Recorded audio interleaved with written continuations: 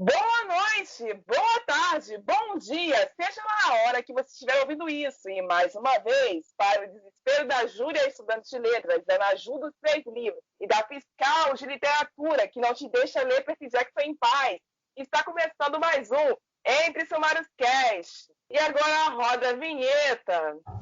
Eu só queria uns R$1.000 sobrando pra eu torrar em livro. Autor e escritor surtando pra caralho. Celinha, o au é espontâneo, gente. Porque assim, né? Todo mundo sabe que artista toma no Desculpa. Enfim, vamos direto pro enredo. Pessoal, por favor, lembrar de sempre mencionar no nosso Twitter, @castsumário, sempre que for comentar sobre este ou outro episódio qualquer. E se você estiver nos ouvindo pelo Spotify, por favor, siga o nosso programa. Estamos chegando a quase 300 seguidores, então ajuda a gente nessa. E se você estiver conosco pela Anchor, por favor, deixe-nos uma mensagem de voz que a gente te inclui no encerramento na próxima temporada. E sigam a gente em todas as redes sociais listadas na descrição desse episódio. Galera, então, esse é o nosso encerramento de temporada, porém, eu preciso apresentar para vocês as duas novas apresentadoras desse podcast, que também estarão interagindo com vocês nas nossas redes. Elas são a Anne. Oi, gente, tudo bem? Eu sou a Anne, vocês podem me chamar de qualquer coisa. E eu tenho 21 anos, eu faço bacharelado em tradução, letras no caso, né? Mas não me confundo com a Júlia, pelo amor de Deus. E eu vou ser responsável pelo Twitter, então, por favor, sejam carinhosos comigo, porque eu sou sensível. E a Celi? Oi, eu sou a Celi, eu tenho 20 anos, faço jornalismo e eu vou ficar responsável parcialmente pelo Instagram. Então, fiquem de olho no Instagram também, viu? É isso, galera. Agora sim, com todos já familiarizados com as novas vozes desse programa, nós vamos ao nosso top 3 de melhores livros de 2020. E eu começo dizendo que eu li este ano 12 livros. Sim, 12. Ah, mas eu li 90. Foda-se. Tá bom? As Foda-se. tretas no Twitter por causa disso, não aguento. Enfim, parei no meio de 2 deles, no caso, foram o Iluminado do Stephen King, porque eu tive uma prova no meio do percurso e eu tive que parar para fazer história da prova, e Os Miseráveis de Victor Hugo. Mesma razão, eu tive uma prova no meio do percurso e tive que parar para estudar a prova. Faculdade, queridos, faculdade. E eu comprei 30 livros. 30. Sendo que desses 30 comprei 8 físicos, sendo 2 boxes e o resto foi avulso. E teve alguns também que foram digitais, depois que o meu Kindle chegou agora há pouco, em novembro. E alguns eu nem paguei, porque todos estavam de graça na Amazon. E eu fiz 2 releituras. No caso, foi A Hora de Alimentar Serpentes, da Marina Colasanti. Foram 3, gente, me desculpa, agora acabei de lembrar. Helena de Machado de Assis, A Hora de Alimentar Serpentes, da Marina Colasanti, são 2 nacionais no caso, e o único internacional que eu fiz releitura foi da Dona Silvia Day. Mas vamos ao top 3 esse ano dos melhores, primeiramente. Eu vou começar pelos livros que a faculdade me fez ler.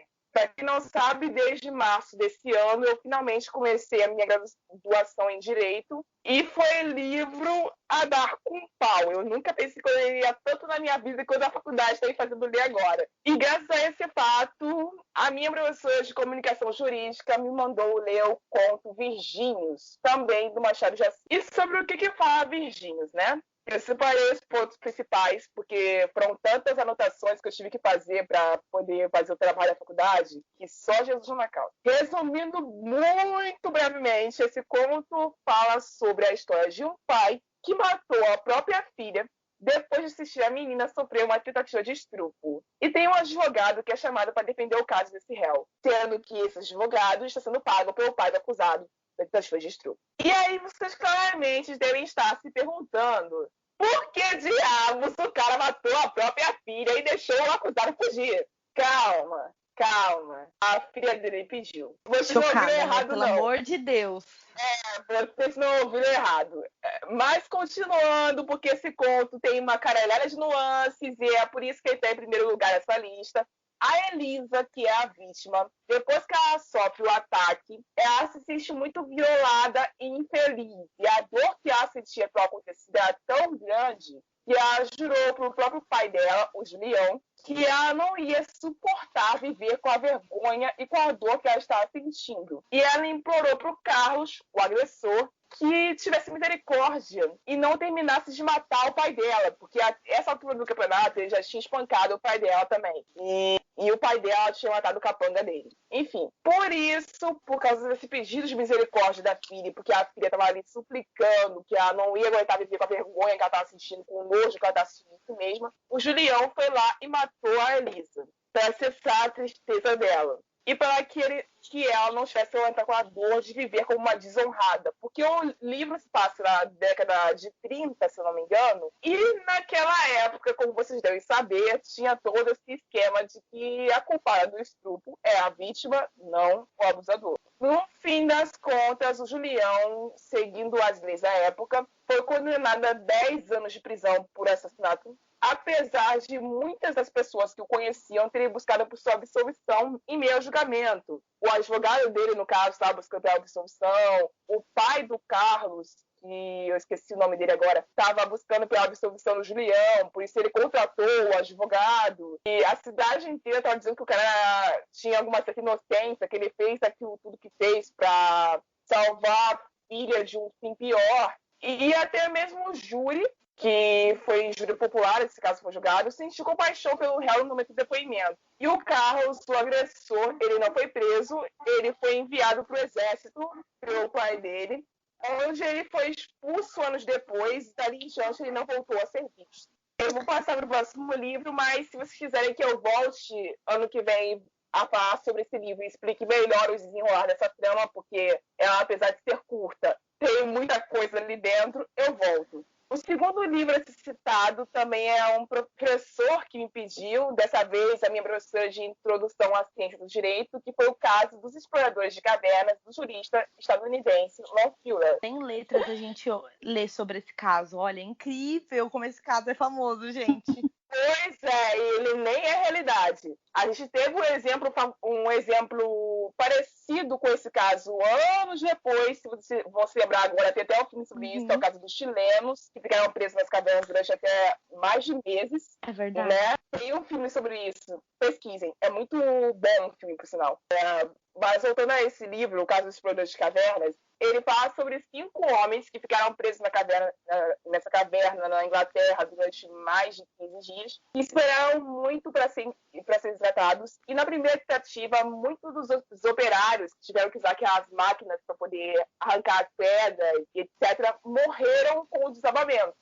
E na segunda tentativa demoraria muito para ser estabelecida, porque tinha toda uma geografia em risco ao entorno do lugar. Tinha muito engenheiro que não queria participar do resgate, bombeiro que também não queria participar do resgate porque sabia que era um risco muito grande, etc. E por essa questão toda, estava demorando muito para a segunda tentativa de resgate acontecer. E a comida do lado de dentro da caverna estava acabando. Aí o Exmoor, que é tipo o líder do time de exploradores, ele pergunta para a equipe médica responsável pelo caso, que estava cuidando deles por via de contato a partir de satélite, se por acaso seria alguma chance maior de sobrevivência para os exploradores eles matassem uma pessoa e comessem essa pessoa. E a equipe médica pensou e falou assim, tecnicamente, sim, as chances aumentariam. E também foi pedido da parte do Exmoor que alguém do lado de fora, tipo o prefeito da cidade, ou um padre, ou um bispo, sei lá, alguém que tivesse uma moral ilibada se pronunciasse sobre o assunto, se eles deveriam ou não cometer esse assassinato e esse ato de canibalismo. Mas só que ninguém quis opinar.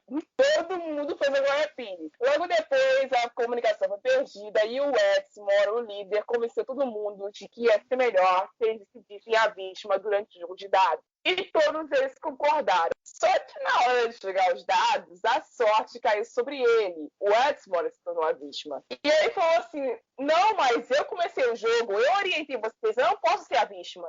E os outros ficaram com raiva dele e falaram assim, então você está quebrando o pacto. Você disse que seria justo dessa forma. Então, se os dados escolheram, é justo que você morra. No fim, o Exmoor foi morto a golpes de pedras na sua cabeça e comido por seus companheiros.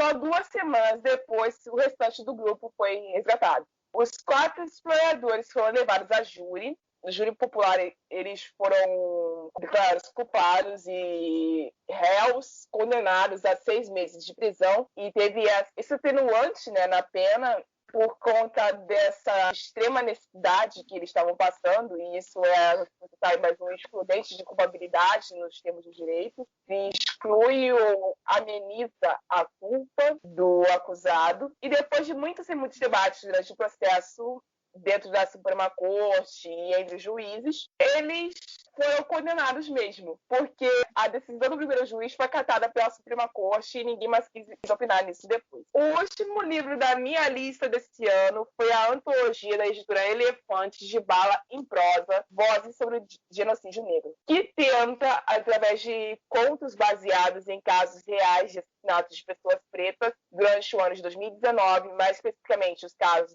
da vereadora Marielle Franco e do motorista Anderson dos Santos, do músico morto a 180 tiros pelo Exército do Rio de Janeiro, Evaldo Rosa dos Santos, e da menina Agatha Félix, assassinada no Complexo do Alemão aos 8 anos de idade. Segundo informações dos moradores à época, e segundo a investigação que não foi concluída certamente ainda, havia sido disparado um tiro por um PM em meio ao confronto policial que ocorria dentro da favela no momento.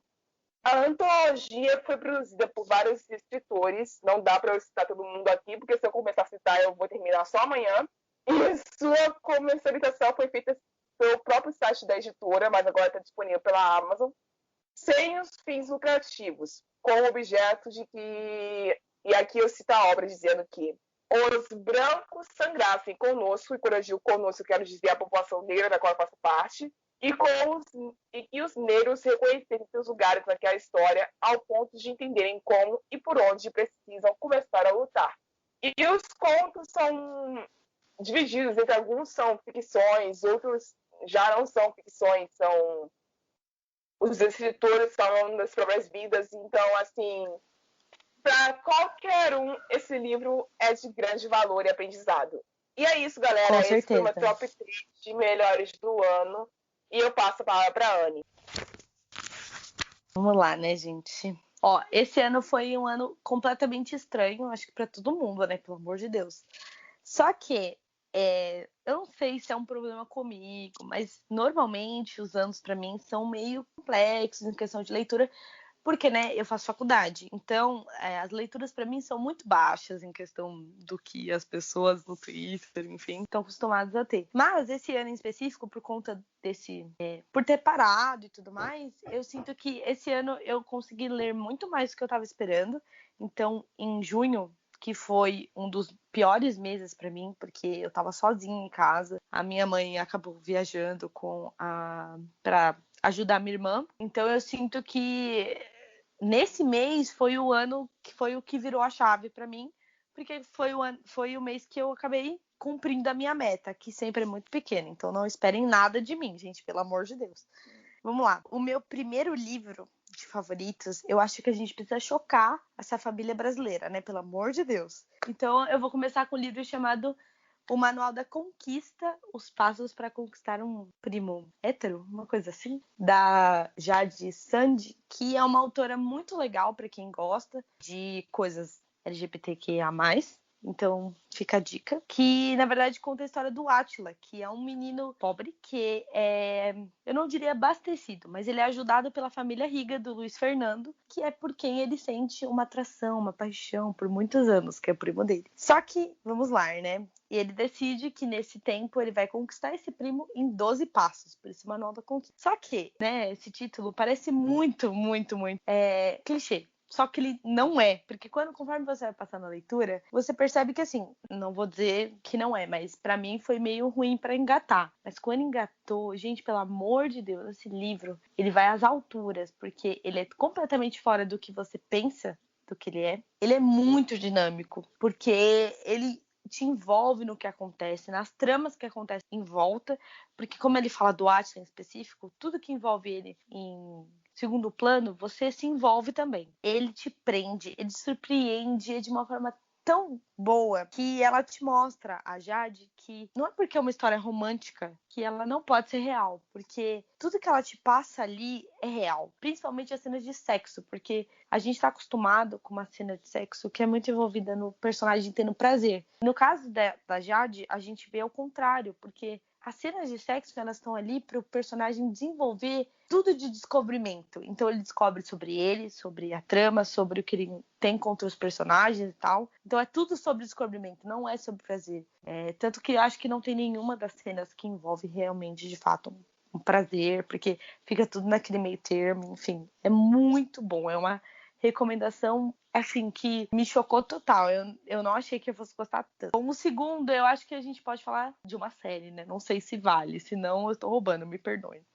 Eu tenho essa série como um xodó, mas mesmo tendo algumas ressalvas, porque o terceiro livro decai um pouco. Mas eu tô falando da série Valente, da Lady Light of Darkness, eu acho que é assim, que foi uma descoberta para mim na pandemia, porque conforme foi tendo aqueles livros que se tornaram gratuitos, eu achei o primeiro livro e eu me apaixonei pela história, que conta sobre 5 irmãos de Ipameri, não sei se é assim que se fala, que é uma cidade de Goiás, sendo eles o André, o Antônio, o Adrian, o Arthur e a Ana Maria. Os 5, né, no caso, são órfãos e, assim, né, os melhores livros dessa saga, já falando pra vocês, uma coisa pessoal, mas já falando os melhores, é o primeiro, que é do André, que é o Pequenas Garotas Não Desistem, e o último, que encerra a saga, que é o Pequeno Prazo para se Lançar um Cowboy, da Ana Maria. E aí, gente, pelo amor de Deus, eu gosto de livros desse naipe, que são meio duvidosos. Mas a história em específico, ela é muito brasileira. Então, se você é alguém que gosta de nacional, que gosta de coisas que envolvem cultura, eu acho que você vai se apaixonar com a forma que a autora ela te envolve em tudo que tem de brasileiro, com a cultura, e tudo que envolve esse nosso Texas do interior, né? A gente pode falar que é Goiás, Goiânia, enfim. Ela fala muito sobre gírias, então tem muitas coisas no livro que vão te envolver ao ponto de você sair falando para as pessoas, mesmo se você não for desse estado, falando coisas tipo uai, trem, enfim, várias. Tem muitas gírias sobre isso. E é tão bom que você vai se divertir tanto com essa família e com tudo que envolve ela, porque os temas são importantes. Ela fala sobre vários temas que são importantes. Ela tem representatividade, apesar de pegar um pouquinho, porque a representatividade que ela coloca, ela meio que joga fora, enfim. E o terceiro livro, que ela tem uma trama que ela tenta te envolver, mas ela peca bastante. Mas, enfim, é uma autora que vale a pena você consumir. Primeiro por ser nacional e também porque ela constrói uma coisa, sendo uma pessoa que mora no interior, que vive aquilo que acontece no interior, e ela te retoma tudo aquilo que ela viveu na escrita dela. É muito importante, é muito bom, gente. Sério, essa mulher escreve muito. E agora, o terceiro, que não é menos importante, tem o livro que chama A Estrela que Eu Desejo, que é da Sara Filelli. Esse livro é meio contraditório porque eu só realmente li ele porque a Paola, do Livros e Fuxicos, ela panfletou demais, gente, no Instagram dela, no dia do lançamento. Não, óbvio, gente, publicidade. Mas eu fiquei muito interessada, porque eu gosto bastante no que envolve esses negócios de agroboy, coisas do interior e tudo mais. Não importa se é brasileiro ou não, eu sempre leio. E essa história, ela fala sobre isso, né? Porque agora a gente volta para algo do interior, mas em Minas Gerais, que é numa cidade fictícia, que é o Vale do Reconheço. E assim, o enredo dessa história é muito diferente do que eu li faz muito tempo. É muito interessante a forma com que ela te envolve, porque ela tem um prólogo que te deixa com a orelha em pé. E quando ela vai para o primeiro capítulo, ela sai completamente desse prólogo. Então, quando você lê o livro, você espera chegar à parte onde ela começou o livro, nesse prólogo. Então, o que acontece? Você lê muito mais rápido esse livro porque você tá com vontade de ler o que aconteceu. Só que a história, ela vai te envolvendo, porque a história é dividida em 2 fases. E nessa primeira fase, que você não dá nada, porque ela nem fala isso na sinopse, você se encanta, porque é muito bom, é muito bem feito. A própria principal, você vai se envolvendo com ela, com as tramas dela e tudo que envolve ela.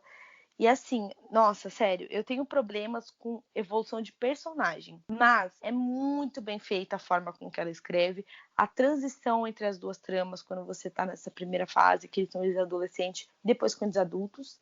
Mas é muito bem escrito, é muito bem feito, é muito bem encaixado. E assim, sei lá, a autora criou algo completamente fora do normal. E o foco aqui é literalmente um recomeço. E tudo que envolve a saga são recomeços. E o recomeço desse primeiro livro é fantástico, assim, sem palavras. E vamos lá, Celi, qual foi o seu?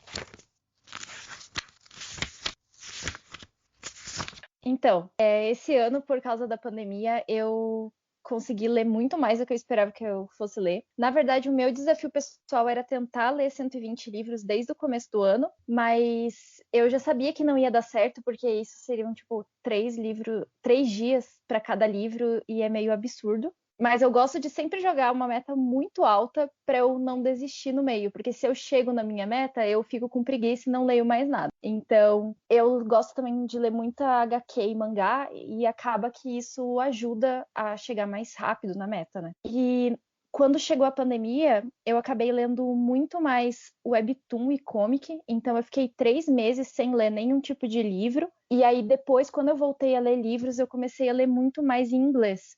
Então, até março, eu tinha lido 17 livros só, e depois eu fiquei 3 meses só lendo webtoon e mangá, e aí agora eu já tô em 118 livros lidos esse ano. E como eu comecei a ler muitos livros em inglês, o meu favorito, né, ele foi The Infinite Noise, da Lauren Shippen. É uma fantasia LGBT, não foi publicada aqui no Brasil. É baseado num podcast que tem no Spotify, se chama The Bright Sessions. Essa é uma fantasia LGBT que conta a história do Caleb, que ele é um adolescente no ensino médio, no high school, e ele começa a ter problemas para controlar o seu temperamento. Nisso, ele acaba se consultando com a doutora Bright, descobre que ele é um atípico e que ele tem habilidades empatas. Então, ele acaba sentindo tudo que as pessoas sentem em volta dele. E assim, a gente que já foi adolescente, já esteve no ensino médio, sabe como é difícil, né, lidar com os próprios sentimentos. Imagina lidar com os seus e com de todos os outros adolescentes à sua volta. É tipo um pesadelo. E ele começa, né, a se consultar com essa terapeuta, que ela é específica para atípicos, ou seja, para pessoas com esse tipo de habilidade. Então, ele começa a fazer terapia para tentar administrar melhor esses sentimentos e aprender como lidar. E é muito, muito legal. Ele é narrado pelo Caleb e pelo Adam. E o Adam, ele é um personagem que ele lida com a depressão e a ansiedade. Então, eu me identifiquei muito com o Adam. Eu achei a maneira como a depressão é narrada muito incrível. E eu acho que é um livro muito importante para todo mundo que sente, né, nesse espectro. E eu achei que o livro tratou desse transtorno de uma forma muito incrível, e também sobre a descoberta, né, da própria sexualidade do Caleb. E aí a minha segunda melhor leitura, na verdade, começou com uma releitura. Foi a trilogia Feita de Fumaça e Osso. O primeiro livro eu li ele há quase 10 anos, quando ele lançou pela primeira vez aqui no Brasil. E o segundo livro eu tinha começado, mas eu abandonei. E aí esse ano eu decidi retomar, porque eu lembro que eu tinha gostado muito do primeiro livro, só que o segundo ele tinha ido mais devagar. E esse ano eu reli os 2 primeiros, né? E li, por fim, daí o terceiro. E essa trilogia, ela é simplesmente incrível. Infelizmente, se eu não me engano, aqui no Brasil eles pararam de publicar o primeiro volume, mas os outros 2, eles estão disponíveis ainda pela Intrínseca. E é um livro muito incrível. Ele narra a história da Carol. Ela é uma garota que ela foi criada por quimeras, ou demônios, e ela vive entre passagens secretas para esse mundo das quimeras e no mundo normal. Então ela estuda, tem amigos, só que a vida dela é muito conturbada, porque ela tem que ficar fazendo tarefas no mundo real, assim, no mundo dos humanos, para essa quimera chamada Brimstone, que foi a quimera que criou ela desde criança. E ela não sabe de onde ela veio, ela não sabe a história dela, e ela tem muitas dúvidas. E quando ela começa a questionar essas coisas, anjos vêm para o mundo dos humanos e marcam as portas que a Carol usa como portal para se conectar ao Brimstone e às outras quimeras. Então ela acaba ficando presa pro lado de fora, e nisso ela não tem mais ninguém, porque as quimeras eram toda a família que ela tinha, e ela tem que ir atrás, né, de um jeito de conseguir contato novamente com a família dela e descobrir o que está acontecendo e quem ela é e o que todo esse mundo mágico significa. E a única pessoa que pode ajudar ela com isso tudo é o Akiva, que é um anjo que acabou queimando, né, essas portas e acabou impedindo que ela conseguisse se conectar com as quimeras. E é uma espécie de Romeu e Julieta, porque, querendo ou não, é um demônio e um anjo ali, só que ele trata muito de vidas passadas e parece que a premissa é sobre um livro de romance, mas na verdade é um livro sobre guerra. Então eu acredito que foi isso que fez com que eu largasse da primeira vez, porque o primeiro livro ele foca bastante no romance e na descoberta das vidas passadas dos personagens, só que o segundo livro a gente não tem nada de romance, a gente só tem foco na guerra, a gente só tem foco em estratégia de batalha, em exércitos, em construção de personagens e dos exércitos mesmo e dos inimigos, né? E dos campos de guerra. Então é muito interessante ver isso. E eu acho que na época, quando eu tinha uns 12 anos, eu não estava disposta, né, a ler um livro com essa carga de batalha e tudo mais. Eu estava procurando mais um romance. Mas hoje eu sinto que foi um acerto completo. Eu acho que esse livro ele é sensacional. Por ser um livro, né, que lançou antes de 2015, eu fico bem surpresa com a representatividade que ele tem também. Então, ele se passa em partes do mundo que a gente tem boa parte dos personagens de cor, e também a gente tem personagens no espectro Ace, e eu achei isso muito interessante, porque não foi uma coisa que na época eu me preocupava, mas que hoje eu procuro, né, que as minhas leituras sempre tenham o máximo de representatividade possível nesse sentido. E aí a minha terceira melhor leitura é meio difícil de decidir, mas essa semana eu li o livro The Wicker King, que foi um livro que me surpreendeu muito positivamente. Eu comprei ele e depois algumas pessoas falaram que não tinham gostado muito, mas a edição quando ela chegou para mim, ela é deslumbrante. As páginas elas vão escurecendo conforme a história vai se tornando mais sombria. A edição é muito imersiva, porque você tem imagens e você tem playlist, você tem muitas coisas ali que fazem com que você se sinta o mais dentro da história possível. A história narra uma relação de codependência entre dois melhores amigos. Eles são de grupos sociais diferentes, então um é super popular e o outro é super nerd, um é super rico e o outro passa muita dificuldade financeira, e acaba que o Jack, que é o super popular e super rico, ele começa a ter alucinações. O livro ele não tem nada de fantasia, ele é 100% dentro da nossa realidade, mas o Jack começa a ter alucinações e o Auguste, como o melhor amigo dele, se preocupa com isso e, não sabendo como ajudar, decide que o melhor jeito de ajudar seria entrando dentro das fantasias do Jack. Então, tudo que o Jack diz que está acontecendo, o Auguste compra como se fosse verdade, e eles decidem ir atrás de uma quest nesse mundo fantasioso que o Jack... E isso eles acabam se envolvendo em várias situações muito perigosas e muito delicadas, e a própria autora, né, nas notas finais, ela fala que eles fazem. A culpa é da irresponsabilidade de todos os adultos em volta deles que não viram o que está acontecendo. Então, os pais relapsos, os professores que estão mais preocupados em punir eles do que se perguntar o que está acontecendo realmente naquela situação. E eu achei esse livro muito incrível. Infelizmente também não tem aqui no Brasil, mas essa autora ela já tem uma boa quantidade de livros que tem uma representatividade lá fora, e eu acredito que o outro livro dela vai vir aqui para o Brasil. Esse eu ainda não sei se vai vir ou não, E assim, eu sou a louca da fantasia, então se fosse pra ter uma menção honrosa, eu daria pra trilogia do Príncipe Cruel e pra coleção Green Creek do T.J. Klune, que foram duas coleções também que me surpreenderam muito positivamente esse ano e que eu acho que vale muito a pena todo mundo conhecer.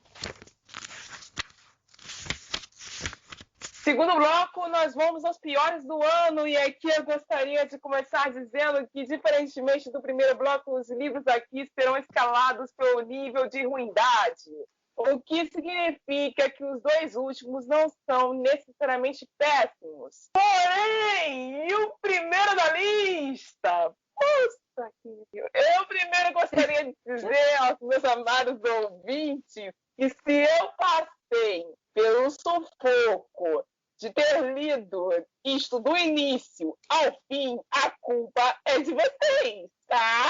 Sim, vocês que me fizeram ler 365 DNI para gravar a maldita série deste podcast sobre o subgênero que eu chamo de fundo do osso e outros chamam de dark romance. E desde já agradeço também a Jimmy, onde quer que você esteja, que você me fez ler esse livro, você me enviou o arquivo, então valeu aí do trauma. E eu vou me privar de ter que repetir hoje o enredo dessa história e apenas dizer que é disparado o pior livro que eu já li na minha vida. E resumir dizendo que é a história de uma desgraçada de uma mulher chamada Laura Baio. Meu Deus!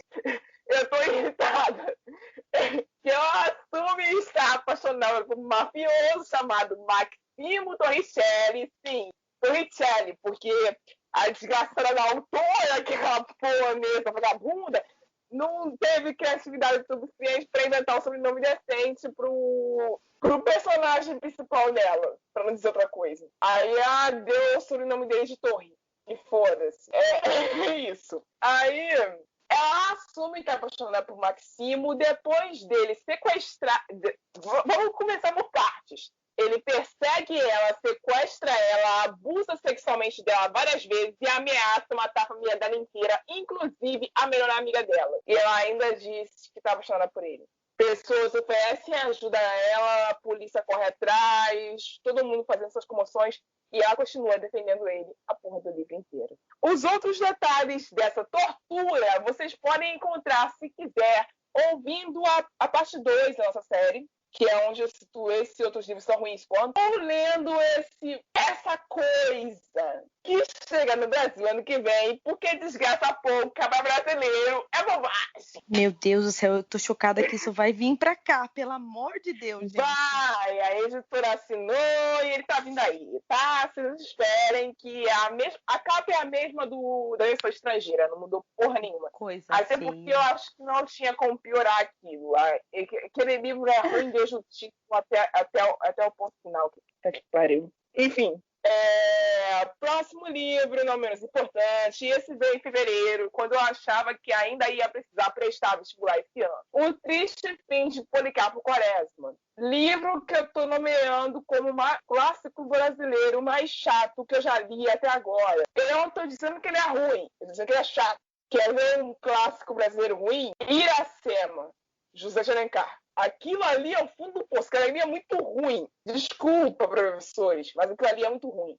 Escrito por Leon Barreto, narra a história de um brasileiro obcecado por encontrar uma identidade nacional pura para cada brasileiro existente que não tivesse conexão alguma com coisas ou pessoas de origens estrangeiras. Além de fazer algumas críticas sociais sobre o comportamento falso patriótico de muitos militares brasileiros, e também sobre a parte falso-moralista desses mesmos homens, além de fazer uma crítica sobre a censura que havia na época, enquanto se passa, que era na Era Vargas, e também fazer outras críticas sobre o vício que o Brasil tende a achar que o de lá de fora que é bom e o aqui dentro é uma bosta. Acontece que o livro é um porre. Eu não consegui embarcar de jeito nenhum, eu me obriguei a ler até o final, porque eu odeio obras não terminadas. E foi só por isso mesmo, porque agora gostar do livro eu não consegui. Desculpem, pessoas que são apaixonadas por esse clássico. Eu não tive a proeza, não sou super inteligente. O último livro do dia, na minha parte, é um livro que eu não sei se eu posso dizer que ele é ruim. Eu realmente não sei. ou se eu só não consegui gostar dele porque simplesmente que toda vez que eu lembro do Gideon Cross eu fico desmotivada, eu fico deprimida. Essa é a palavra. Eu tô falando de toda a sua da saga Crossfire, da autora de romances eróticos, Silvia Day, né?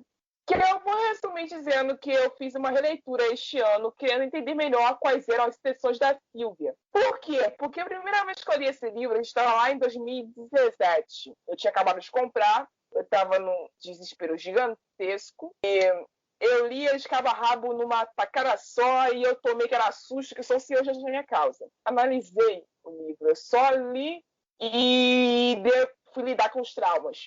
Mas nessa segunda leitura eu procurei tentar analisar, esmiuçar o livro. Porque a Silvia apresenta pra gente o Gideon Cross, que é um personagem que é acometido por uma doença mental muito grave, que é a parassonia, que é um distúrbio do sono, que é uma fase muito grave de sonambulismo, que torna a pessoa sonâmbula capaz de cometer atos violentos. E a única coisa que o Gideon é sexo. E a violência que ele pratica quando ele está atacado, quando a doença assume o corpo dele, vamos dizer assim, também tem a ver com sexo.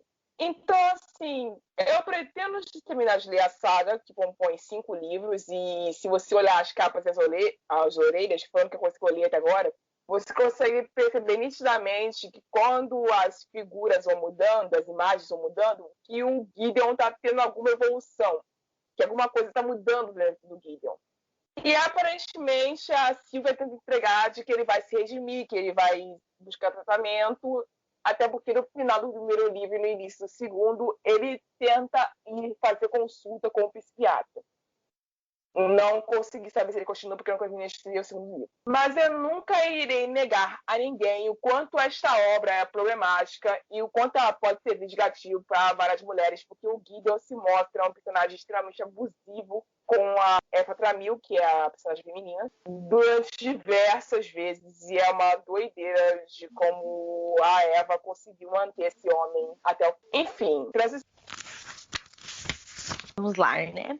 Vamos começar com esse ano que foi muito mais sobre leituras medianas do que leituras ruins. Mas a vida é feita de expectativas. E as minhas, com certeza, foram abaixo depois que eu li Brilhante, do Renato Brito. Que eu comecei e eu investi nele, né, gente? R$2. Quando o Sem Spoiler fez um puta de um pré-lançamento falando bem sobre a obra e que me chamou muita atenção porque no fim ela falava muito mais sobre uma narrativa muito diferente, porque ela conta a história na perspectiva de e-mails e não de literalmente uma narrativa, enfim, de personagens e tal.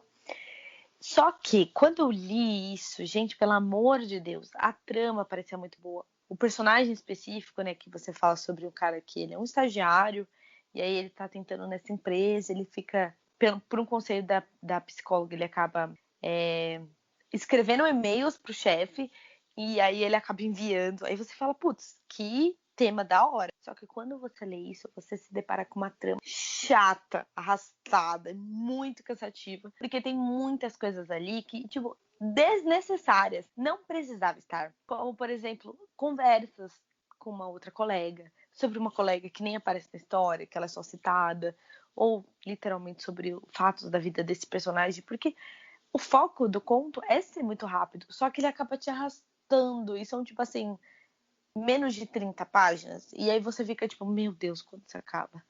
Nossa, horrível, acho que foi a minha decepção do ano, porque eu parei o livro com assim, eu terminei o livro, mas eu terminei com amargo e com uma perspectiva de tipo, meu Deus do céu, porque eu gastei o meu tempo com esse livro, que meu Deus do céu.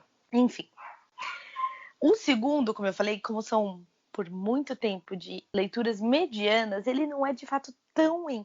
Mas se eu comparar com tudo que eu li esse ano e com o primeiro livro da série, porque é uma série, ele foi muito decadente, né? E eu tô falando de Amada por Luke, que é uma série da Aline Padua, que ela tem milhares de livros, né, gente? Não sei como que essa mulher tem tantos livros. E assim, vamos lá. A série dela é enfoque com uma banda que, se eu não me engano, chama 93 Millions, alguma coisa assim, não me lembro. E fala sobre Rockstar, a vida deles e tal. E a proposta, pelo menos o que parece no primeiro livro, é que é uma coisa mais simples, é tipo a vida desses rockstars e o romance deles. Nesse segundo livro, ele acaba tentando te aprofundar a história do personagem principal. E assim, quando ela começa a fazer isso, ela te convence. E você fala assim, não, realmente, muito triste a história desse cara e tal, não sei o que, e segue. E até então, tá bom. Mas aí entra a segunda parte do livro, que é quando a principal, a mocinha do livro, descobre sobre esse passado. E aí a autora, ela caga na sua cabeça, assim, literalmente. Porque aparece uma personagem principal. Não, assim, o personagem principal do próximo livro. Você não conhece, não tem nenhum tipo de informação sobre ela, só que ela aparece, ela fala com o personagem principal, ela é uma das principais na trama, porque é ela que faz a história andar. Então você não sente carinho, você não sente nenhum tipo de emoção por ela, porque você só quer que essa mulher saia dali, porque ela é uma intrometida do caramba. E assim, quando ela chega no ápice da história, que é quando o personagem vai resolver trauma, ela pega o trauma e tudo que envolve motivação do personagem, ela rasga a autora na sua frente. Ela rasga e fala assim, foda-se, eu não queria falar sobre isso, não queria falar sobre aquilo, porque ela simplesmente pega toda a motivação do personagem e joga fora. Tão ruim que ela dá pra esse personagem. Esse final, assim, nossa, eu só não dei uma nota tão ruim porque o casal, em específico, o principal, eles são fofos.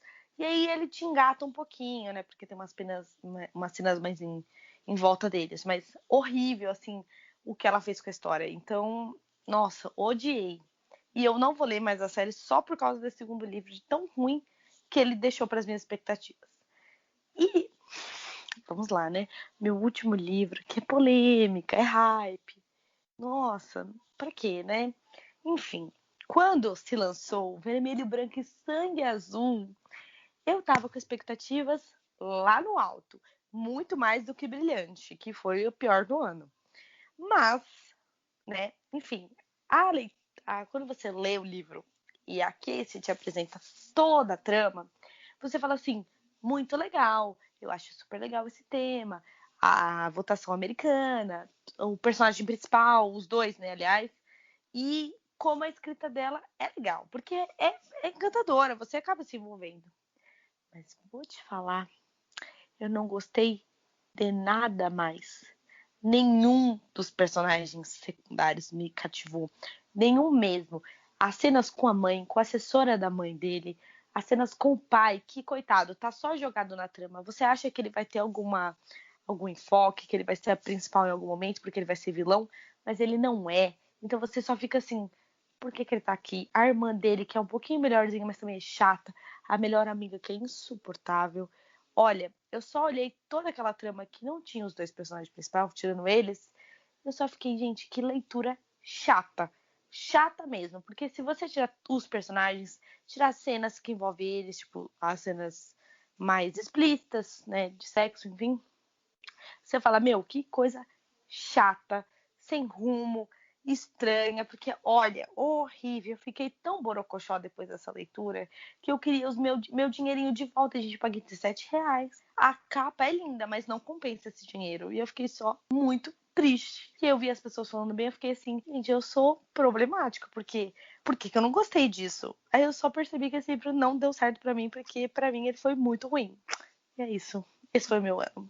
Vamos lá, Sally, sua vez. Então, Vermelho, Branco e Sangue Azul, pra mim, funcionou. Eu gostei, eu achei divertido. Nossa, amigo, Mas esse ano eu tive leituras péssimas também. Ambas que, assim, eu nem sabia quais falar. Um livro que foi o que eu achei o pior e que eu sei que várias pessoas gostam dele. Ele veio aqui pro Brasil com o nome de E Se Fosse a Gente. Meu Deus, que coisa insuportável. Eu nem lembro mais o nome dos personagens principais, mas um deles era Arthur, o outro eu não lembro. Mas eu sei que são dois personagens que eles acabam se encontrando por acidente e eles não pegam o contato um do outro. Um deles tá indo levar a caixa com as coisas do ex pro correio e o outro tá só indo buscar um café. Eles acabam se esbarrando, tem uma conversa assim aleatória e o Arthur decide que é o amor da vida dele e que ele precisa encontrar de novo esse cara.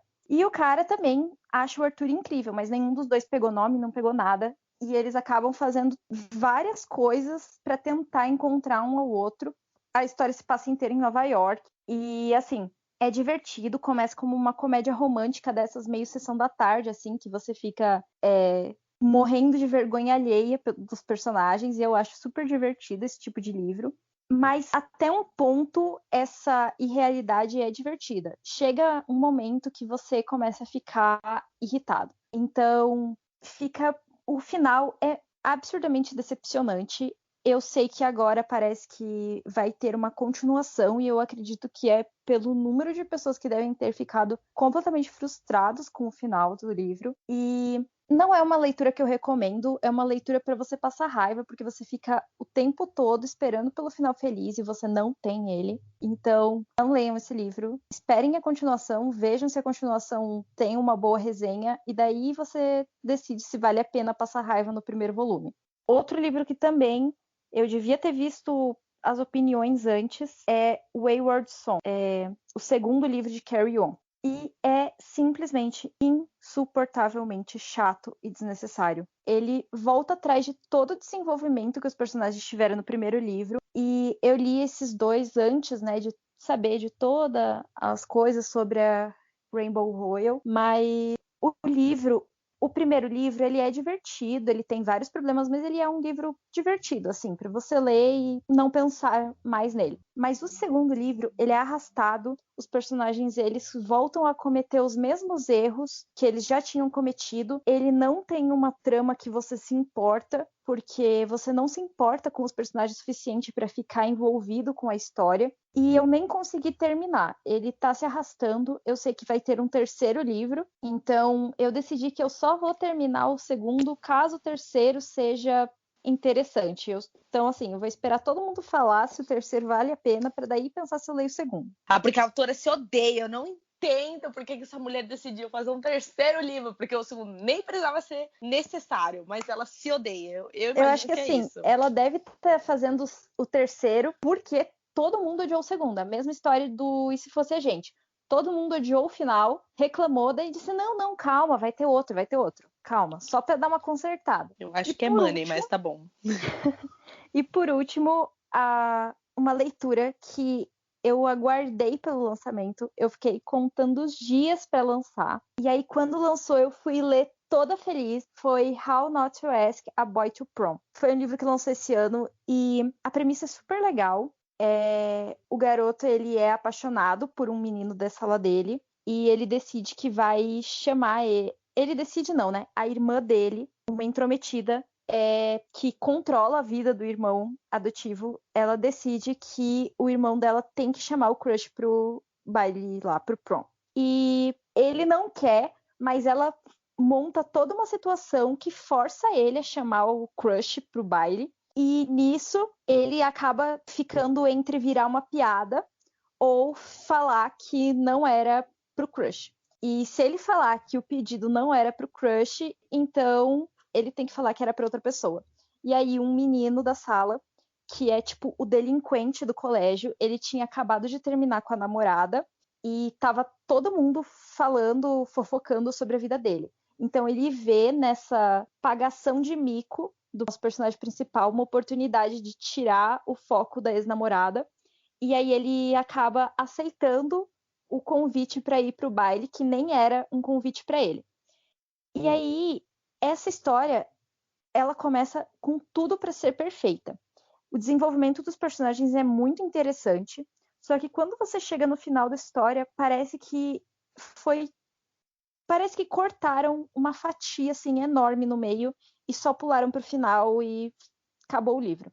Porque a autora te apresenta várias informações sobre os personagens, várias características assim, peculiaridades sobre os personagens que poderiam ser aproveitadas para o desenvolvimento da trama, e no final ela não usa nenhuma dessas coisas e ela vai para o caminho mais clichê possível e mais óbvio, sendo que tinha uma cena de diálogo que colocasse ali, já ia melhorar muito mais a forma como esse final foi feito. Então, eu acho que deve ter tido uma mão ali que se enfiaram no meio e cortaram um pedaço da história, porque eu não consigo acreditar que a autora conseguir desenvolver personagens tão bons pra no final fazer um final tão clichê e tão óbvio como foi. Então, esse livro me decepcionou justamente pelo final, e a maioria deles, né, esse ano foi o final que estragou tudo. Transição. E vamos aos debates desta semana e os últimos do ano. E como sempre, nós vamos transitar entre os acontecimentos deste ano e os livros que lançaram este ano e o que nós aprendemos com cada um deles. E eu começo dizendo que, apesar da pandemia, 2020 foi um ano das descobertas. A gente descobriu que a J.K. Rowling é tão mais maligna do que os vilões que ela cria. Descobrimos que a Rainbow não é a flor que se cheire, mas parte do fandom de K-pop perdoa. Descobrimos que existe uma categoria solo fora do Wattpad para livros sobre máfia, que geralmente são escritos sem revisão. E tem gente que gasta dinheiro com isso. Descobrimos também que quando um livro é ruim, a Netflix pode facilmente sacar uma lote de dinheiro, transformar em filme e deixá-lo ainda pior. E agora eu quero ouvir vocês duas sobre cada um desses acontecimentos, porque não sei nem por onde começar a destrinchar essa história, porque foi disparado um dos piores listas de acontecimentos que poderiam acontecer no ano inteiro. Não, eu acho que assim, a gente já começa por causa da Netflix, né? Que a Barca do Peixe está aí para confirmar pra gente que livros ruins podem virar filmes e ter continuações, e mesmo assim ter continuações dos livros. Gente, pelo amor de Deus, por que isso ainda acontece? Não tem Mas porquê. assim, quanto às escolhas ruins da Netflix, eu nem me surpreendo mais, porque desde que eles inventaram história onde não tinha para os 13 porquês, eu já larguei de mão. Aquilo lá já foi assim, e já faz séculos, né, que isso aconteceu e já foi desesperador. Olha, horrível. Por que Netflix faz isso comigo? Eu acho que eu tô no buraco, porque eu não sei que categoria solo é essa fora do Wattpad, mas escreve sobre máfia, eu sou contra, tá, gente? Por favor, pelo amor de Deus. Começa com Cora Cora e Wave, termina não com foi? Oi? Começa com Cora e termina com Lei. E isso aí teve essa semana já teve mais coisa ruim, né, que aconteceu. Atualizações da treta. Que essa semana teve outro personagem. Eu siliciei as palavras que são relacionadas ao nome dela, porque eu quis derivar disso. Essa semana teve um dos 77 livros, porque eu já perdi a conta de quantos tem. A única coisa que quem sabe é a Kate, gente, eu não sei que nada. O protagonista estupra o par romântico e é Meu Deus! Absurdo. A cena é desesperadora. Enfim, passando por outro assunto que vocês me tocaram, que vocês começaram a falar da treta da Netflix, passaram pra mapa e pularam as duas alturas que eu citei. Então eu vou voltar pro caso da Rainbow, que eu realmente não entendo. O que vocês dizem que ela é cancelada. Ok, então por que vocês continuam comprando Fangirl? Olha, eu acho que assim, eu tenho... Nossa, já horrível. Eu tenho os dois livros, tenho Fangirl e tenho Carry On, porque quando eu comecei a ler ela, isso não existia ainda. E eu também não peguei esse hype de Ano no Park existia. Já. Sim, mas eu não peguei esse hype. Eu não tinha. Aliás, gente, eu não peguei nenhum hype disso. Eu achei péssimo, eu já achei chato. Mas aí depois, quando eu descobri, eu fiquei, gente, pelo amor de Deus, por que ainda estão consumindo essa autora? E por que ela foi recondicionada no mercado? Porque ela contratou com outra editora. Quando eu li Fangirl, eu li faz muito tempo e eu achei divertido, ok, mas nada demais. E aí, quando eu soube que ia ter o livro que era a fanfic da personagem, eu disse, nossa, é sensacional, porque a fanfic da personagem era, obviamente, uma fanfic de Harry Potter, que era pra ser o Draco e o Harry. A fanfic da personagem Fangirl era Drarry lá. Com certeza, só total. Só que é óbvio, né, por direitos e tudo mais, ela não podia deixar explícito. Então ela criou lá o Simon e o Bess, deu um novo mundo de magia pra eles e jogou eles lá. E aí eu acho que por ela ver que a galera começou a comprar muita coisa LGBT, ela pensou, eu já tenho esse negócio aí antigo num caderno, vou reaproveitar aqui e jogou. Mas é filha da mãe, né? Olha, ela pegou tudo isso e falou assim, como eu posso ganhar mais dinheiro com essa galera Sendo que as pessoas... Assim, nenhum outro romance dela fez tanto sucesso. Tipo, tirando Eleanor Parker. Nenhum. Ela só Eleanor realmente veio Parker fazer eu hype nunca com li, isso. Nunca tive interesse.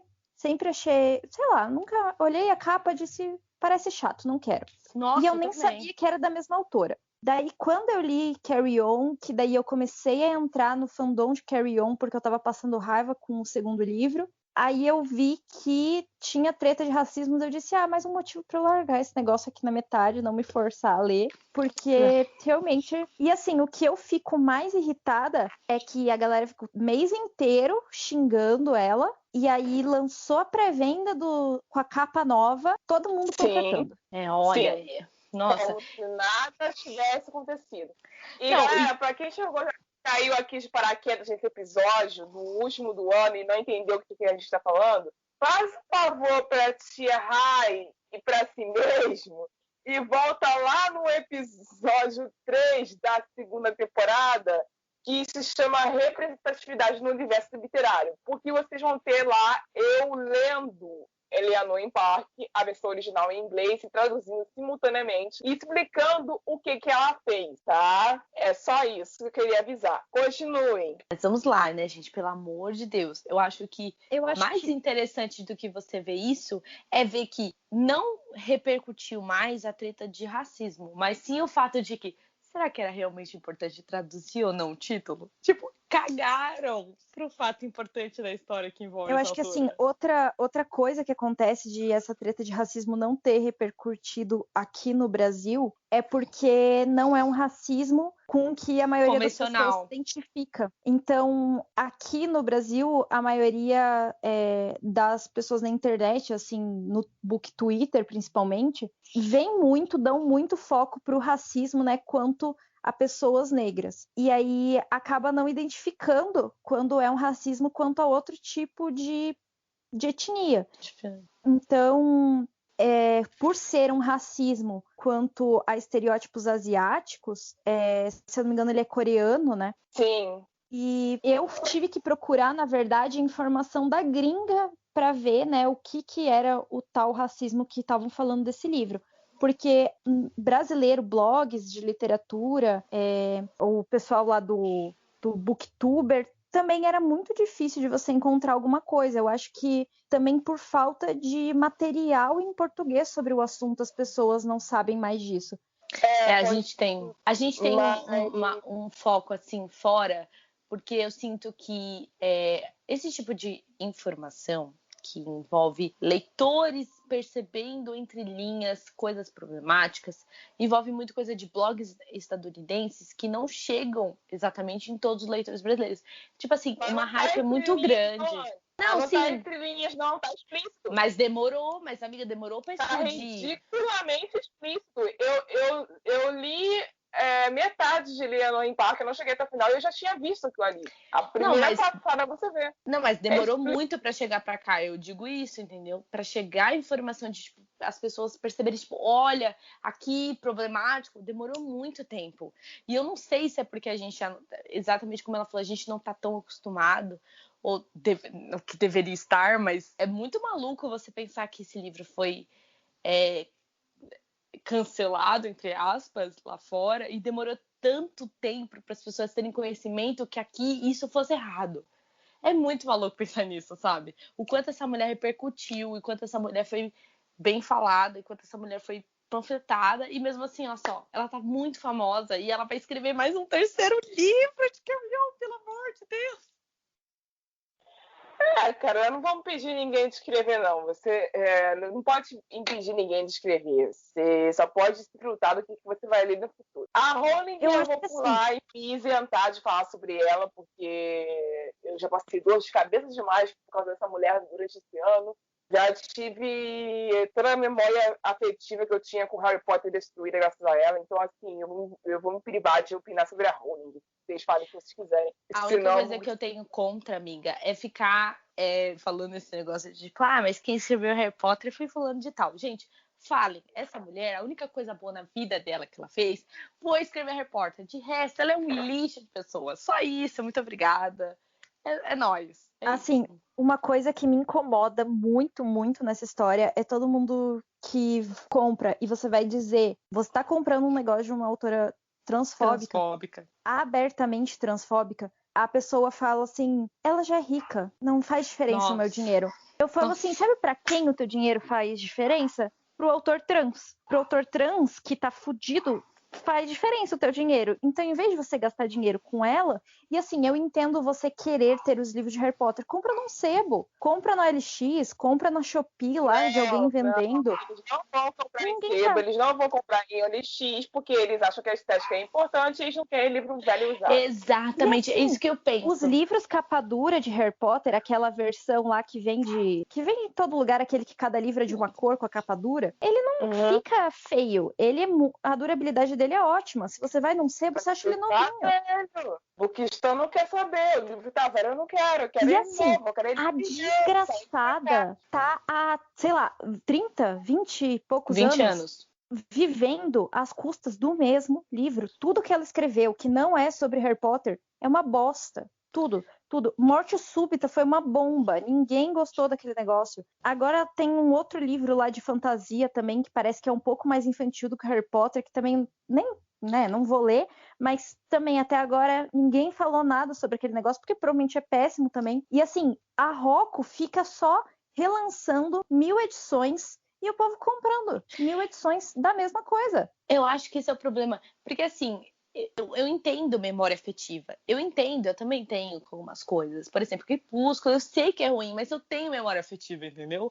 Só que, assim, se você é uma pessoa que tem memória afetiva e tem um pouquinho de senso, você tem uma noção que, assim, olha só, eu tenho um box, certo? Se esse box tá muito velho, por uma questão de, sei lá, eu li esse livro há 30 mil anos atrás e lançou uma versão, tipo, sei lá, essa nova que lançou, eu vou comprar essa nova versão e pronto, acabou, porque essa nova versão, como é de capa dura, como eu falei, ela vem num box protegido, ela dura muito mais tempo do que você ter uns livros separados. Então, pelo amor de Deus, por que as pessoas continuam comprando 30 mil box sobre a mesma saga, 30 mil coisas sobre isso e enchendo o cu dessa mulher de dinheiro? Enquanto poderiam dar atenção para autores nacionais que estão aí lutando, principalmente autores trans, porque tem um monte, gente, pelo amor de Deus, Catarse tá aí mostrando pra gente que tem um monte. E as pessoas ignoram pra comprar e encher o cu dessa mulher de dinheiro. Eu fico chocada, gente, pelo amor de Deus. E assim, uma coisa que eu acho importante falar é que os autores são pessoas e eles têm direito de errar tanto dentro da obra quanto fora da obra. Eles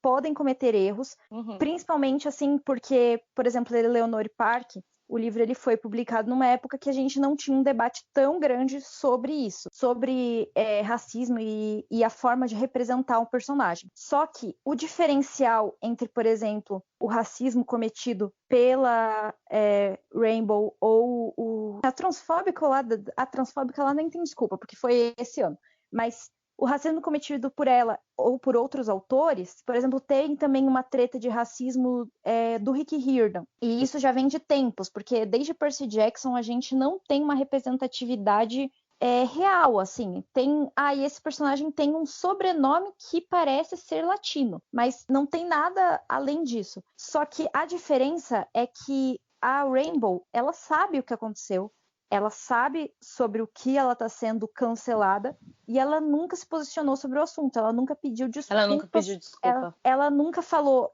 realmente eu errei nesse livro, estou procurando melhorar nas minhas próximas obras, estou procurando consultores para as minhas próximas obras, vou fazer uma versão revisada de Eleanor Park, ou então vou doar parte dos lucros para a comunidade atingida por esse livro. Então, assim, nunca tentou se posicionar como uma pessoa arrependida. A mesma coisa não dói no bolso, nunca tentou, né, se posicionar como uma pessoa arrependida, enquanto a gente tem outros autores, por exemplo, o Rick Riordan continua cometendo milhares e milhões de erros. Toda vez que ele publica uma representatividade, ele faz uma cagada, mas daí no outro livro ele conserta a cagada do primeiro e faz outra cagada. Mas incrível. Assim, ele é velho, tá aprendendo. Coitado. Enfim, eu acho que assim, você consegue ver quando o autor se importa em consertar o erro e admitir que errou.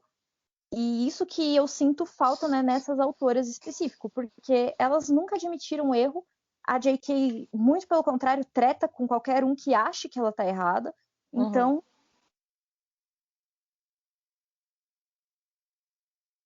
Alô?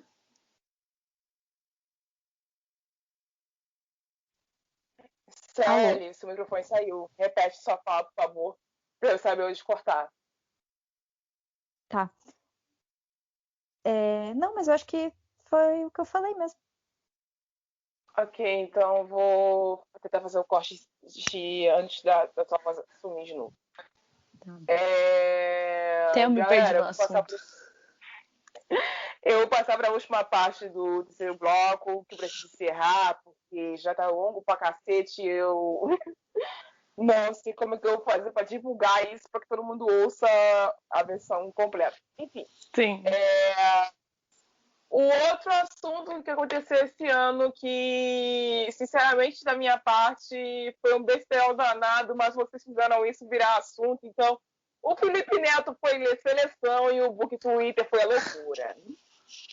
Porque um homem de 30 anos no meio das costas resolveu: o que eu vou fazer hoje da minha vida? Eu não estou fazendo nada, eu vou ali na livraria e vou comprar esse livro que tem uma mulher vestida de piscina na capa. Porque sim, porque eu tenho dinheiro. E ele foi lá e comprou e leu Seleção e ele avisou para alguém que perguntou o que ele estava lendo. Que ele estava lendo essa bênção da Kiera Cass. É esse o nome dela, gente? Eu Sim. errado. Então, essa bênção da Kiera Cass. E o Twitter perdeu a noção. Todo mundo ficou doido. Porque eles ficaram tipo assim: não, porque eu ia voltar, era que ele fazia o Não Faz Sentido e vai matar esse livro que nem ele matou com o Crepúsculo. Assim, eu teria ficado bem feliz se ele tivesse feito isso, mas infelizmente ele não fez. Ele até falou bem da saga, eu fiquei chocada. E a saga é ruim, gente, pelo amor de Deus. Outra coisa que aconteceu com a Kiera Cass esse ano também, ela lançou A Prometida, que é a Seleção. É um livro... Como é que é? A Seleção ao contrário.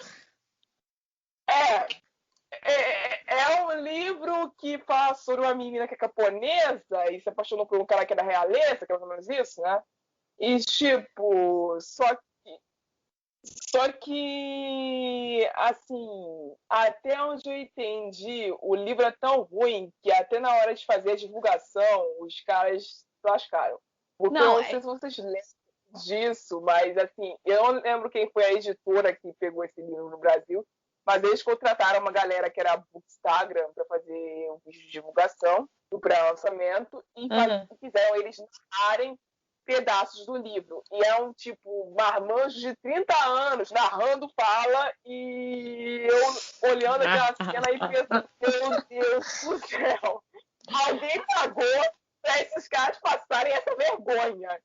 Quanto que eles ganharam para passar essa vergonha? Porque eu não faria isso por dinheiro nenhum no mundo. Só corrigindo que, assim, a história, basicamente, é de uma menina que é princesa, que ela tá prometida por um rei. Só que ela se apaixona por quem? Pelo Peleu. Aí ela acha assim, incrível, né? Tipo, porque da outra história, a Plebeia se apaixona pelo príncipe. Agora é o contrário. Aí por isso que o pessoal fala que é a seleção contrário, né? Do jeito que ela queria. Porque dizem as más línguas que ela queria que a America ficasse com o Espen e não com o Machon, sei lá, o Maxon, sei lá o nome desse homem. Sim. Essa é a lenda, né, que corre. Mas, assim, a Kiera, eu acho... A seleção eu acho bacana. Falha distopia, mas como romance é interessante.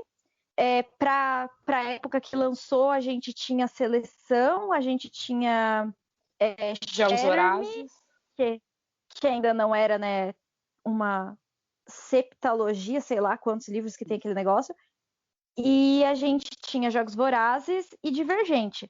Da época, assim, dessas distopias que estavam rolando, Jogos Vorazes era, com certeza, a que melhor tratou de distopia. E perto da bomba que foi o final de Divergente, a seleção estava ótima. E assim, o problema da Kiera é que ela só continua repetindo a mesma narrativa em todos os livros. Parece que ela não sabe fazer outra coisa. Então, assim, os 3 primeiros livros dela são legais. Agora, Sereia, o livro da Herdeira, A Prometida, é tudo a mesma coisa. É que eu acho que se ela se vendesse assim, ó, gente, eu sou uma autora de infanto-juvenil, de pré-adolescente, entendeu? Então os meus romances não são pra vocês, já velho caduco, que leu a seleção 3.000 anos atrás. Eu acho que aí não tem problema ela continuar na mesma narrativa, se ela conseguir atingir outros públicos. O problema, eu acho, é que ela ainda eu tenta acho que tem atingir problema. todo mundo que vem antes. Eu acho que tem Sabe? problema, porque você pega, por exemplo, a Meg Cabot. A Meg Cabot, ela é uma autora para infanto-juvenil, só que ela consegue se renovar. Então, ela tem o Diário da Princesa, tem o não sei o que da Garota Popular. Ela tem 1 milhão de livros e ela não fica repetindo a mesma história em todos eles. A Kiera Sim, não, ela mas eu usou uma forma... Mas isso é pra pensar que ela talvez não saiba fazer outra coisa. Não, Eu ia falar exatamente, isso, ela esse é o faz problema. outras. Não, É porque, que nem a assim, JK. entenda uma coisa. Eu escrevo horror. Eu tentei fazer romance e fui um fracasso. Tentei fazer drama e nem terminei o livro. Eu continuei onde eu estava. Eu não sei fazer outra coisa. Mas assim, você não sabe fazer outra coisa. Não Só sei. que isso não quer dizer que todos os teus livros de horror vão ser, por exemplo, um cara que tem um trauma de infância e daí ele acaba virando um assassino e mata colegiais num acampamento. Na verdade, eu nunca escrevi nada desse tipo. A minha primeira assassina foi uma canibal, o segundo foi um padre e o terceiro foi um garoto de programa. Mas é o que eu tô falando. A Meg Cabot, ela escreve a mesma história de sempre. É uma menina, geralmente... Trocou. Não, mas eu tô falando, a Meg Cabot, ela faz a mesma história sempre, tipo, infanto-juvenil, é a mesma linha de trabalho, ela nunca foge disso, mas ela consegue se renovar dentro do gênero. Enquanto a Kiera Cass, ela não se renova dentro do gênero, ela escreve a mesma história sempre. Mas esse é o problema, porque ela não deve saber outra coisa. E aí fica esse questionamento de ela não sai disso porque ela não sabe ou porque ela segue por esse caminho, entendeu? Porque pra mim ela não sabe, só que as pessoas Eu acho que ela não sai porque deu dinheiro da primeira vez. Será? Eu acho que ela não sabe escrever mais pode nada. Ser também. Cara, o time que tá ganhando, a gente geralmente não mexe. Se continua Nossa, atendendo. mas eu acho horrível, gente. Não sei. Eu acho ultrapassado. É ruim, mas tá vendendo. É o caso da Cora Harley, dos filmes do Adam Sandler, da J.K. Rowling. É ruim, mas tá vendendo. Tá vendendo, então vamos continuar fazendo e foda-se. E é um caso de coisas que nem são tão ruins. Tipo, não agradam todo mundo, mas não são o cúmulo do ruim, que, por exemplo, Rick Riordan tá no mesmo universo há 7.000 anos. Não, esse Cassandra aí eu acho que ele não Clare. sabe escrever mais nada. Eu acho, sinceramente, Clare ele não escreve mais nada. A Cassandra Clare, quando tentou sair com a Holly Black para aquela Magisterium lá, flopou. A gente tem também a Sarah J. Maas agora, que só escreve sobre elfo, fada, sei lá o quê. Então, assim, tem autores que encontram sua zona de conforto e ficam ali. Sally, não cometa a sandice de falar que é elfo, não, porque eles vão matar você amanhã. É Péricles, é verdade. Tá? Eu quase apanhei por causa disso. Você não vem, não. Ai, meu Deus. Eu falo o nome do bagulho certo. Tem até nome. Qual o nome do bagulho direito? Porque eu quase apanhei por causa disso. Os caras têm rabo, elfo não tem rabo. Entende? Então, mas é que férico, né? Férico é tipo você falar, é uma raça que inclui elfos e fadas. Pelo menos é assim que eu acho que Tolkien criou, né? Os dos Anéis não tinha rabo. Não tinha rabo lá, entendeu? Então, assim. Eles também nem transam no ar, né, gente? Pelo amor de Deus. Entendeu? Não tinha isso, Senhor dos Anéis. Não tinha isso, Senhor dos Anéis. Eu sou de outra época, eu não tô acostumada com esse negócio. O povo tá morrendo uma guerra e a outra tá lá metendo a boca no Ai, gente. Por isso que eu gosto de Feita de Fumacioso. Que tem guerra, você fica um livro inteiro sem ter romance, porque tá numa guerra, não tem espaço pra romance. É por isso que eu gosto de romance nacional, porque não tem esse problema. É só cowboy. Que tem uma guerra, é gente morrendo, sangue jorrando e barulho de tiro. Você não bota uma pessoa chupando o órgão reprodutor da outra. Isso é óbvio, isso é contra todas as leis da vida humanidade que existem. Enfim, gente, esse foi o nosso ano de 2020. Muitas outras coisas idiotas tão zoadas quanto aconteceram. E foi um ano muito complicado. Bolsonaro falou que todo mundo ia virar jacaré com umas vacinas. O editor espalhou fake news, dizendo que o coronavírus não matava ninguém. A Stephanie Maia lançou o Som da Meia-Noite e todo mundo descobriu que o Ida era racista. Então, assim, foi um ano muito doido, foi um ano muito maluco, o pessoal ficou todo mundo meio tombado de ideia. E eu só quero dizer uma coisa, já encerrando com a minha de agradecimento. Foi um ano que nós criamos esse podcast. E nós passamos por muito perrengues aqui dentro, gravando. Para começar, foi a treta de FT, que quase mataram a gente naquele dia. Depois veio a treta do 365 DNI, que chamaram os fiscais da literatura alheia, que eles liam, que eles queriam, e não importava o quanto problemático fosse, não importava o quanto aquele texto pudesse levar mulheres a cometerem atos, enfim, que não me cabe aqui falar, porque eu já falei disso antes. Também teve um incidente do nosso episódio, onde eu errei uma fala, tive que fazer uma errata. Enfim, a gente teve que fazer várias coisas aqui para conseguir a audiência de vocês e felizmente deu certo. Nós estamos ao todo com quase 2.000 plays na nossa plataforma. Então é sinal de que muita gente está nos ouvindo. E eu agradeço a vocês por estarem conosco esse ano inteiro e espero que vocês continuem conosco na nossa terceira temporada no ano que vem. Muito obrigada a todos que fizeram parte desse podcast gravando e ouvindo. É isso. E obrigado em especial a Jimmy, onde quer que você esteja, porque ela começou isso junto comigo, ela idealizou isso junto comigo, ela lutou as primeiras noites para que isso desse certo, então eu não teria conseguido chegar até aqui sem ela. Obrigada. Se mais alguém quiser falar alguma coisa, falem agora, eu quero separar sempre, porque eu quero fechar esse episódio agora. Eu também não tenho nada para falar, só obrigado, é isso. Então é isso, gente. Muito obrigada pela audiência. Um Feliz Natal. Um ótimo ano novo para todo mundo. Vacinado, virando jacaré. Se eu conseguir falar e depois de jacaré, eu vou continuar gravando. E é isso aí, tá ligado? Se cuidem, usem máscara, lavem essas mãos, usem álcool gel e continuem. E para de ir pro centro, pelo amor de Deus. Centro não é lugar para vocês irem, fiquem em casa. Tá bom, né? Vocês ficam com esse conselho da nossa nova ditadura aí pra vocês ficarem em casa. E é isso, galera. Muito obrigada pela audiência, pela paciência, por serem essas pessoas que leem e comentam sobre o que leem. E até a próxima leitura. Até o próximo episódio. Tchau!